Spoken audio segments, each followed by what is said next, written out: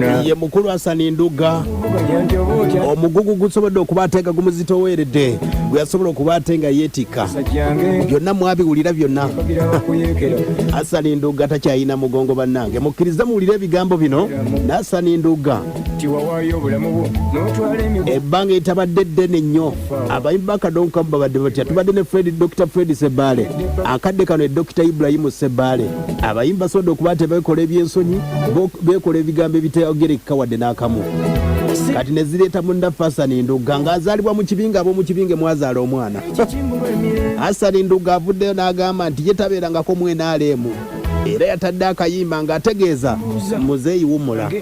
Singa baseba byobo mu maaso yenze koleko bonaabona nenga byonna asobodde okuba ate ng'abyogera. Yavaayo n'ategeeza nti people power yali yeekokkola omukulu gwe bayita Bobi Wine, era mu mbeera yasobola okuba ate ng'ayiyiza ne pulezidenti akayimba akaali bwe kati mu mpolampola. Abange kambabuuzeyo ekibuuzo nga kimu, bw'oba olina emmere gy'oyagala okuteresa nga wali wakkuse n'ow'enjala gweruma ku bombe oteresaani, kankwongera ekibuuzo, bw'olinnya bbaasi n'otuula ewakyafu okondakita ne duleeva n'avunaanibwa, kitegeeza nti duleeva talina musango, tumulekere ebbaasi yagisobola, tuvunaane bakondakita be twatuma abaalemu okutuukiriza ebyo bye beeyama. Ye mukulu Hassan Nduga nakano kawulire mbu abayimbi mu nsi yonna abapkamingi bwebateeka ennambole wajjula ne wabooga kamingi kino okuyimba kisanja kiggwako n'omulala naabo. Kyogera Bobi Wine aligenda okuyimba ng'era abaana bange balinze Bobi Wine amala okuwangula balyoke basome. Nina garanti nti kuluna alina okukalya kati senga kamulema ng'ate gwe mbadde mpagira nga sente enzigobye ze bampa nange ng'omuntu okunsapootinga mu kampani zange, enkya ngenda kusigala ndi mwavu nga naye tasobola kunnyamba. Bannayuganda kye baagala mbeere. Hassan Nduga baluyita olulime akomyewo mu Lwazika, yayogera bingi nnyo era nategeeza mbu agenda kukola concert mu mwezi ogwokuna. Yabyogera akyali mwenaalemu mbulalira mu mwaka guno mu gwokuna ntiko okuba ku lonchi oba ku Serena oba ku La Bonita ngenda kuba ne lonchi. Ndowooza mwawulidde ne Mama Fina ng'akyogerako nti omukyalo oyo nno Hassan Nduga. Hassan Nduga akyayina amakulu mu music industry.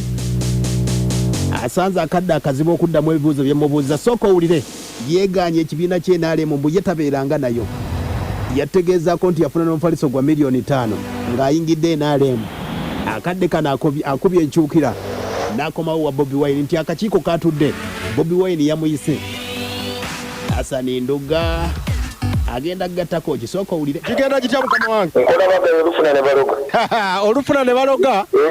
Ogamba otya Hassan Nduga naye? Sina tatu. Akayimba abantu batidde. Naye okimanyi nti nze Kabejja wa Kadonkamu. Oli Kabejja nze mpulidde ebigambo by'otadde mu luyimba luno. Hassan Nduga wakomyewo ewaka oba? Ate nali navaawo.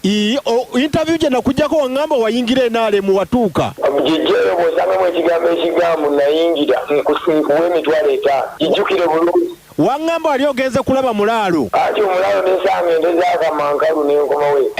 Kati kyogamba wakomeddewo ddala kati tutereere. Musajja saava waka nali ngenze kulambula, bw'ogenda muzi oba ofuuse kisolo. Naati abantu bawulira ng'owanda muliro oguza omufaliso gwa $5,000,000. Nali nagugula dda lwakuba nti Munnayuganda bwakulaba ne Kaunda alowooza mb'ova eri kumbe wakola. Ekitegeeza wali wagugula dda? Amataka twagagulagula dda tunoonya kuwongerako. Kati Hassan Nduga Bobi wamulabyeko akayimba okamuwaako oba? Bw'obanga okola ebintu tokola Bobi, okola Uganda. Ensonga lwaki nyimbira Bannayuganda siyimbira Bobi yetu twagala abeere mukulembeze kuba abafuzi naye nga tugenda kubanga aka. Naye abantu banaddamu okwesiga Hassan Nduga nga abantu obayisizza bubi. Ate nabavuma. Wabaduulira? Gwe naduulira era ateekwa okuba kye yankola kinene. Aba people power wabaduulira nnyo. Kankubuuze. Nze bw'obanga ovudde mu bbanga n'opositinga n'ogamba Hassan oli mubi, genda erinnya lyo life n'onkolimira nga sikuvumangako, olwo gw'oba onjagala nnyo. Era betakwagala. Kitegeeza abaali banjagala y'ensonga lwaki wawulira Bobi Wine yampita mu meeting ne zituula. Abasajja abasoose oluyimba lwe lwafulumye eggulo essaawa zino nakafuna ebivulundoozi ebyebweru biwerako. Essaawa zino endagaano zengenda okusayininga mu ATM za bapromota b'amaanyi bali bweru. Essaawa zino pasipoti bali mu gikolako, kitegeeza abasajja bategedde omugaso gwa Hassan kye yali alwanirira. Hassan okomyewo mu people power kati. Buli kyemu endi naye ng'abantu be batandabawo. Ogenda tandikira mu nsi kyokkuba. Genda South Africa, Dubai n'ebirala. Mukama wange nze kulindiridde Masaka lwakuba luli wafuna kasente tewadda. Gwe wakifuna obubiseere bwe nalina buswazi bwange bwe twalyangako era naye saafuna za muzindo kuba saasangako we bazisudde n'ennonda. Naye nga muzeeyi talina ssente. Aliwo abaziina zikola wange zikolawo bwena amaka ge na bantu be. Sente zange nzijja mu bawagizi b'ennyimba ezo abagimbayimbira ebinyuma. Olowooza senga yali ayimba senga ze banjaga.